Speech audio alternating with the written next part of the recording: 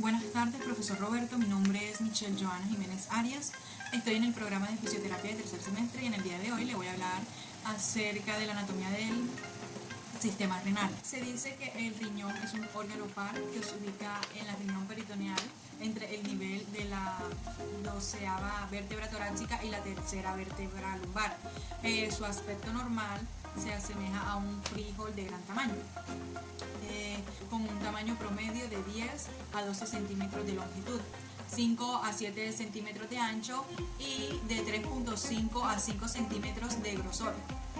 Aquí podemos observar la estructura interna del riñón, podemos observar sus partes como la arteria renal, la vena renal, la médula renal, la corteza renal, la arteria interior biliar, el rayo medular, la columna renal. Pesan en promedio 135 a 150 gramos, están situados en la parte posterior y superior del abdomen, generalmente entre la última vértebra torácica y la tercera lumbar. Ahora vamos a hablar acerca de la vascularización renal. El sistema vascular del riñón inicia con la arteria renal, que da lugar a una serie de arterias segmentarias anteriores, posteriores, superiores e inferiores, y de quienes emergen las arterias interlobales. De ellas, las arterias paralelas a la superficie del riñón, continuándose con las arterias interlobulares, quienes van a sugerir a cada uno de los glomérulos por intermedio de las arteriolas aferentes. La inervación renal está dada exclusivamente por fibras simpáticas postganglionares. Las fibras eferentes proceden de los ganglios simpáticos pre- y paravertebrales y corren a lo largo de los tejidos periarteriales, alcanzando segmentos tubulares proximales y de las células glandulosas. Se dice que los vasos linfáticos renales inician con terminales ciegas en la corteza deslindada de las arteriolas aferentes y pueden atravesar la capacidad de continuar paralelos al sistema de drenaje venoso hasta alcanzar el hígado. Continuamos con los componentes del sistema renal. Pues el sistema colector renal está constituido por las cálices menores de espacio al que drenan las papilas renales. Por cada papila renal hay un cáliz menor y convergen en los cálices mayores. Un componente de este vendría siendo la nefrona. Esta es la unidad funcional del riñón, de las cuales hay aproximadamente 1 millón por cada riñón. Su número se establece durante el desarrollo prenatal y luego del nacimiento. No se pueden generar nuevas nefronas. Su principal función es filtrar la sangre para regular el agua y sustancias solubles, resolviendo lo que es necesario y excretando el resto por la orina. Se dice que los riñones tienen un funcionamiento muy particular en los organismos, ya que se encargan de eliminar selectivamente las sustancias de desecho que provienen de la sangre. Sin embargo, se debe mantener el equilibrio del agua corporal y de los electrolitos. Para lograr este propósito, el riñón debe ejecutar 4 funciones: el flujo sanguíneo renal, la filtración glomerular, la reabsorción tubular y la secreción tubular. Continuaré hablando sobre la descripción ultraestructural del riñón. A nivel ultraestructural, el glomérulo está constituido por la cápsula de Bowman, espacio de Bowman donde se deposita el filtrado glomerular, asas capilares con endotelio fenestrado rodeadas por la membrana basal, células epiteliales viscerales conocidas también como podocitos que abrazan los capilares y las células epiteliales dietales adheridas a la cápsula de Bowman.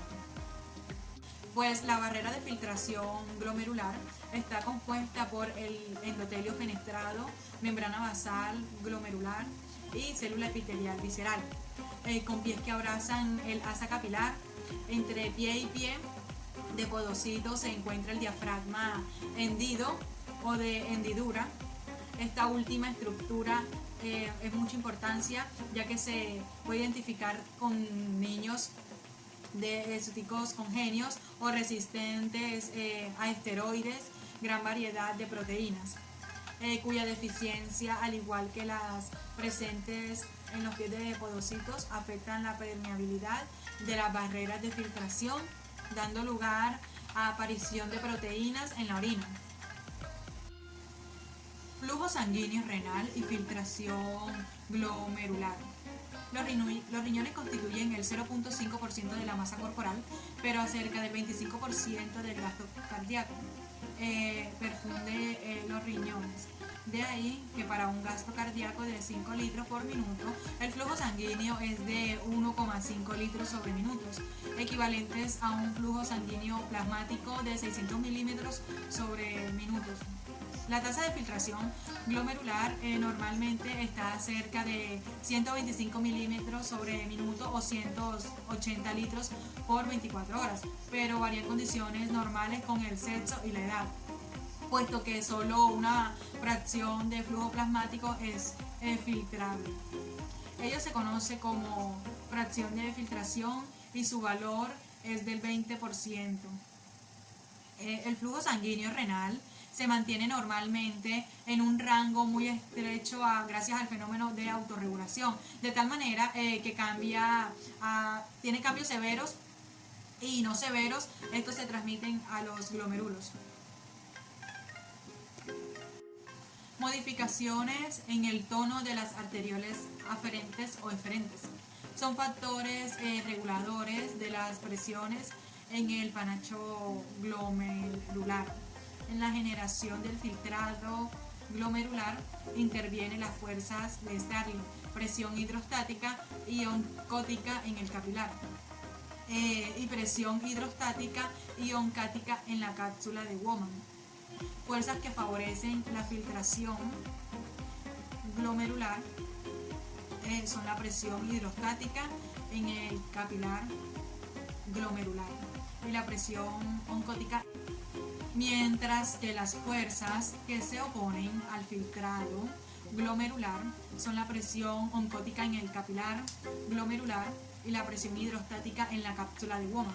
La presión neta de filtración glomerular normal es igual a 21 milímetros de mercurio. La vasoconstricción de la arteriola aferente da lugar a disminución de la presión hidrostática en el capilar glomerular, mientras que vasoconstricción de la arteriola eferente la aumenta, produciendo mayor filtración glomerular.